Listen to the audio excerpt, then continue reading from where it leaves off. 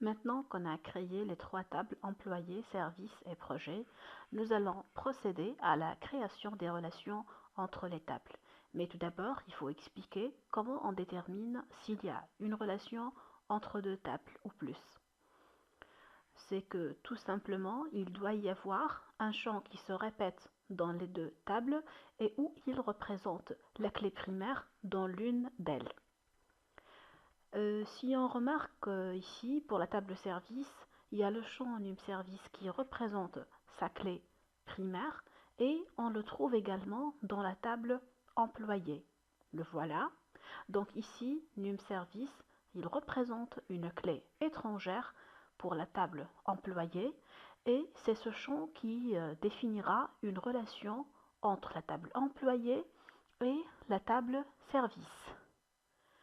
Passons maintenant à la table projet, on remarque que dans la table projet, il y a la présence du champ num-service qui représente dans la table service la clé primaire. Donc, le champ num-service représente pour la table projet une clé étrangère et c'est ce champ qui permettra d'établir une relation entre la table projet et la table service. Donc maintenant, on passe à établir ces relations entre ces tables. On va aller à Outils de la base de données. On clique sur Relations. On sélectionne les trois tables. Maintenant, on cherche num-service. Donc voilà, ça représente la clé primaire de la table service. Maintenant, voilà ce qu'on fait pour créer la relation. On clique sur num-service qui est la clé étrangère de la table employée.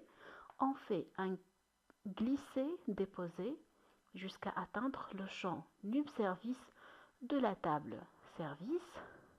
On vérifie donc cette partie. Ici, c'est num-service de la table service et là, c'est num-service de la table employée. On coche l'option Appliquer l'intégrité référentielle et on clique sur Créer. Là, on a oublié quelque chose, c'est de fermer toutes les tables, c'est-à-dire employés, services et projets, pour pouvoir créer les relations.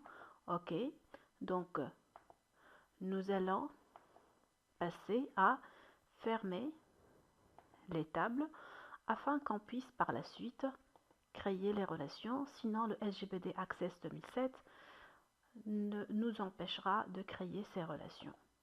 Reprenons nos relations. Faisons encore une fois un glisser-déposer. Voilà. On clique sur Appliquer l'intégrité référentielle. On clique sur Créer. Et voilà une première relation qui est créée.